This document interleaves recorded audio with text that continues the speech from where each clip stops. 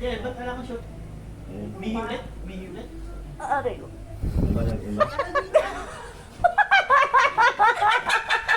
Hindi ako pwede nakatawa. Tinawa. Dinaanan sa tao. Wala. Wala ko. Halika dito, bilis.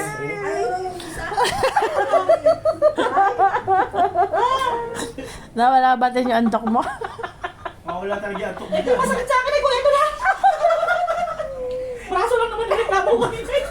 May anim ba na kanya kuya? Ha? May anim ba? Meron. Ay, may tama ka talaga. Hindi ka, di ba, mag-hiking ka ba? Oo, yung pakakakakyan. Ay, ganun. Pagkatapos mo palang makit 10, pwede ka nang dumaan dito kay Kuya Dudong. Pagkatapos mo umakit, magpadulas ka na. Baka magulat si tatay pag nag-hiking yan. Parang gumaan ikaw yung mga bit-bit ko ikaw. Masakit nga lang. Bilang ka tatay. 1, 2. Aray ka. Ito, wala ko. Sumigaw ko kasi ako matapos niya parang gano'n. Parang bulate. Kuya. Di ba?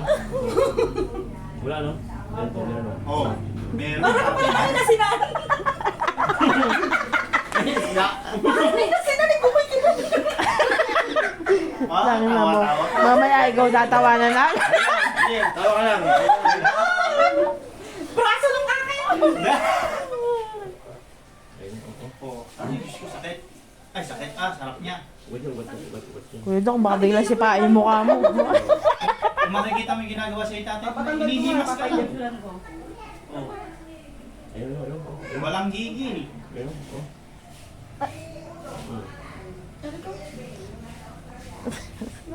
Mala Sir Carlo pala to.